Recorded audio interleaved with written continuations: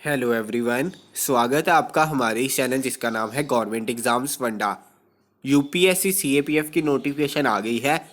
आज डेट है 24 अप्रैल 2019। Last date कब होगी एप्लीकेशन सबमिट करने की?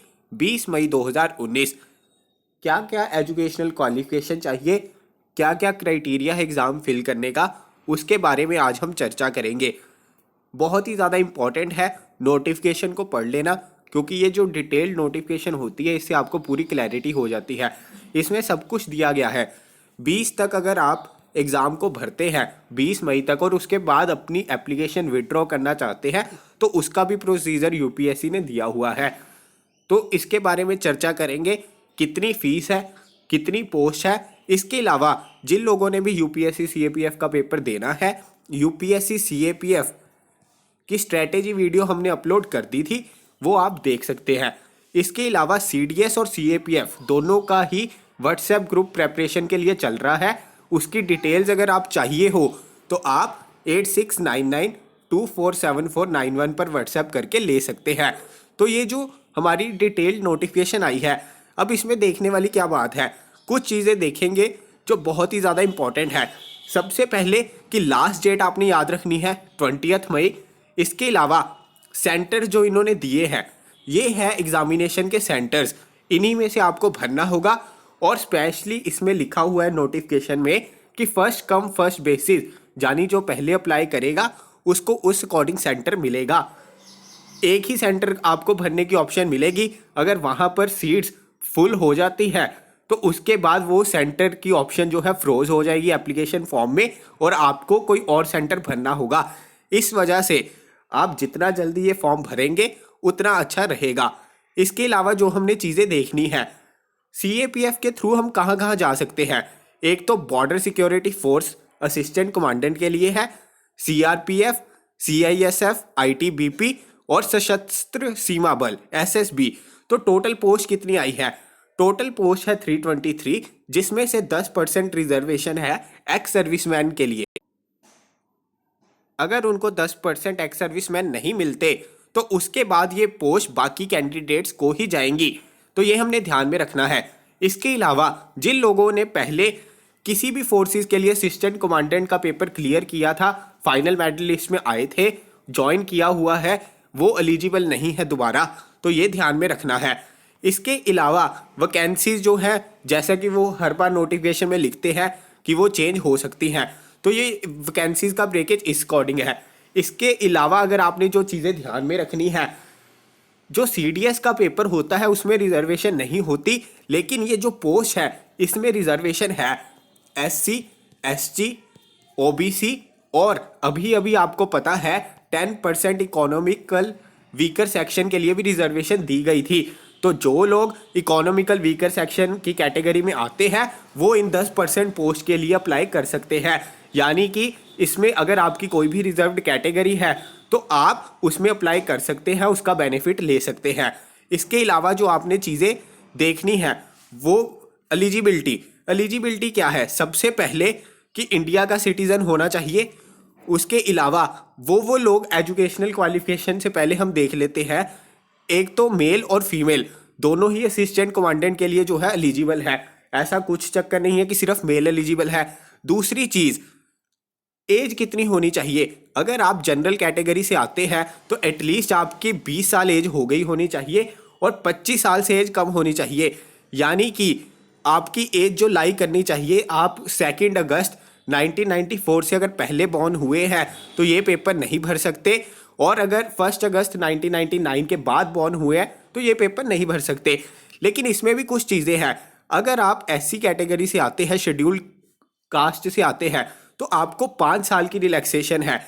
इसके अलावा 3 साल की रिलैक्सेशन है अगर ओबीसी कैटेगरी से आप आते हैं, तो ये आपने ध्यान रखना है। अगर आप ऑलरेडी गवर्नमेंट सर्विस में है, कोई गवर्नमेंट एम्प्लॉय है, फिर भी आपको एज रिलैक्सेशन है 5 साल की, तो ये चीज़ें ध्यान रखनी है। ये जो 20 और 25 वाला क्राइटेरिया है ये सिर्फ उनके लिए है जो जनरल है और कोई भी उनके पास रिजर्व्ड कैटेगरी नहीं है। इसके अलावा जो हमने चीज़ें देखनी है, मिनिमम एजुकेशनल क्वालिफिकेशन, आपके पास ग्रेजुएशन की डिग्री होनी चाहिए। अगर आप ग्रेजुएट हैं तो अप्लाई कर सकते हैं। इसके अलावा 2019 में जिन लोगों की ग्रेजुएशन हो रही है, जिनके फाइनल एग्जाम मई जून में भी होंगे, वो भी लोग एलिजिबल हैं। और जिन लोगों ने फाइनल एग्जाम के पेपर दे दिए हैं लेकिन रिजल्ट नहीं आया, वो भी एलिजिबल है।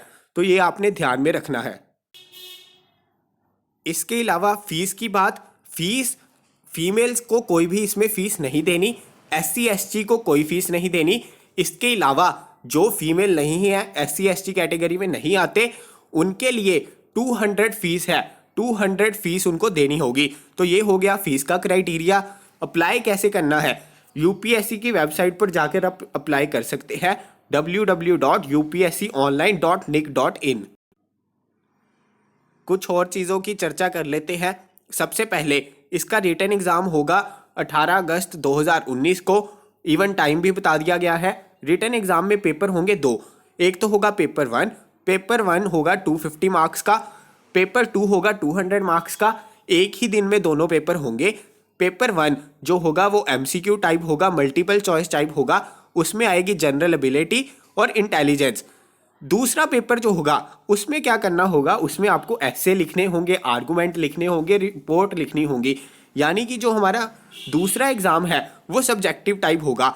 ये है हमारा सिलेक्शन प्रोसेस का फेज़ 1। फेज़ 2 में क्या होगा, फेज़ 2 में फिजिकल स्टैंडर्ड्स और फिजिकल एफिशिएंसी टेस्ट होगा। ध्यान में रखना है, ये सिर्फ क्वालिफाइंग नेचर है। अगर आप पहला फिजिकली आप फिट है, इनके जो फिजिकल एफिशिएंसी टेस्ट जो है क्वालिफाई कर लेते हैं, तो इसमें इंपॉर्टेंट चीज़ें दो ही है, एक तो रिटन एग्जाम और एक इसका जो लास्ट वाला टेस्ट है फिजिकल एफिशिएंसी के बाद जो इंटरव्यू और पर्सनैलिटी टेस्ट है जो 150 मार्क्स का होता है। ये दो चीज़ें ज़्यादा इंपॉर्टेंट है। उसमें से भी ज़्यादा इंपॉर्टेंट है पेपर 1 में अच्छा स्कोर करना। और फिजिकल एफिशिएंसी टेस्ट देख लीजिए क्या है। जो मेल्स हैं उनको 100 मीटर रेस भागनी होगी 16 सेकेंड्स में, 800 मीटर रेस होगी वो 3 मिनट 45 सेकंड में कंप्लीट करनी होगी। लॉन्ग जंप 3 चांसेस मिलेंगे, 3.5 मीटर की लॉन्ग जंप लगानी होगी। और शॉर्ट पुट 4.5 मीटर तक शॉर्ट पुट फेंकना होगा, जिसका वेट 7.26 kg होगा। और ये सिर्फ क्वालिफाइंग नेचर है। और फीमेल्स के लिए क्राइटेरिया बिल्कुल डिफरेंट है। 100 मीटर रेस कंप्लीट करनी होगी 18 सेकंड में, 800 मीटर रेस कंप्लीट करनी होगी 4 मिनट 45 सेकंड में।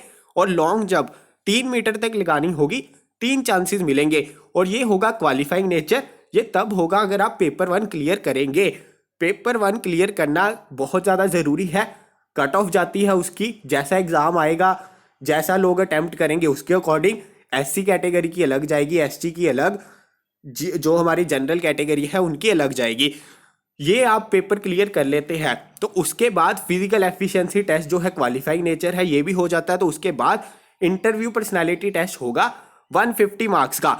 यानी कि आपकी फाइनल मेरिट लिस्ट बनेगी जो पेपर 1 250 का था, 200 का था और 150। तो इस अकॉर्डिंग आपके 600 में से कितने मार्क्स आते हैं इस पर डिपेंड होगा कि फाइनल मेरिट लिस्ट में आपका नाम आएगा कि नहीं। आगे इन्होंने वही बताया हुआ है जनरल एबिलिटी और इंटेलिजेंस में क्या क्या आएगा। जनरल मेंटल एबिलिटी आएगा, यानी कि थोड़े एप्टीट्यूड के क्वेश्चन होंगे, रीजनिंग के क्वेश्चन होंगे, ये MCQ की बात कर रहे हैं। इसके अलावा साइंस आएगा, करंट इवेंट्स आएंगे।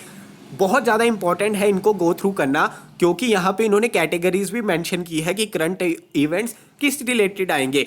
क्योंकि जनरल जैसे हमारा सिविल सर्विसेज का पेपर होता है उसमें स्पोर्ट्स के क्वेश्चन नहीं आते, लेकिन CAPF में स्पेशल देखिए यहाँ पे आर्ट, म्यूजिक, लिटरेचर, स्पोर्ट्स, यानी कि जो करंट इवेंट्स आएंगे, रेगुलर जो हमारे इवेंट्स होते हैं वही पूछे जाएंगे, वन लाइनर भी हो सकते हैं। तो ये current events, general science, general mental ability करनी है, इंडियन पॉलिटी, इकोनॉमी, हिस्ट्री और इंडियन एंड वर्ल्ड ज्योग्राफी। इसके अलावा जो हमारे ऐसे राइटिंग है उसके रिलेटेड, पेपर 2 के रिलेटेड भी इन्होंने नोटिफिकेशन में डिटेल दिया हुआ है, तो इसको एक बार आप गो थ्रू कर लीजिए। इसके अलावा जो इंपॉर्टेंट चीज़ें रह गई, स्टैंडर्ड्स कि इस हाइट कितनी होनी चाहिए मिनिमम, फिजिकल स्टैंडर्ड कितना होना चाहिए। देखिए अगर आप अप्लाई कर रहे हैं और आप मैन कैटेगरी में आते हैं तो आपकी मिनिमम हाइट 165 सेंटीमीटर होनी चाहिए और वुमेन की 157 सेंटीमीटर होनी चाहिए। और 81 सेंटीमीटर मैन के लिए चेस्ट का बताया हुआ है कि 81 सेंटीमीटर चेस्ट होनी चाहिए। विदाउट एक्सपेंड किए, और एक्सपेंशन के साथ एटलीस्ट 5 सेंटीमीटर की एक्सपेंशन होनी चाहिए। तो यही मेन क्राइटेरिया है। ये जो डिटेल्ड नोटिफिकेशन है ये मैं नीचे आपको इसका लिंक भी दे दूंगा, वहाँ से आप गो थ्रू कर सकते हैं। इसके अलावा यही हाइट और वेट का क्राइटेरिया दिया हुआ है कि एज के अकॉर्डिंग आपकी कितनी हाइट होनी चाहिए, कितना वेट होना चाहिए। ये इतना मैटर वेट नहीं करता। फिजिकली फिट बनाइए इन 4-5 महीनों में अपने आप को। इसके अलावा कोई भी आपको दिक्कत हो, ना समझ आ रहा हो कि आप एलिजिबल हैं या नहीं हैं, तो आप मेरे से कांटेक्ट कर सकते हैं, मैं आपको क्लियर कर दूंगा। दूसरी चीज़, ये पेपर थोड़ा सा टफ है, आपको 3-4 महीने अच्छे से मेहनत करनी होगी, क्योंकि ये इतना इजी नहीं है पेपर निकालना। डेडिकेशन के साथ स्टडी करनी होगी। कोई भी दिक्कत हो तो आप बता सकते हैं। तो चलिए आज के लिए विराम लेते हैं, जल्दी मिलेंगे अपनी अगली वीडियो के साथ।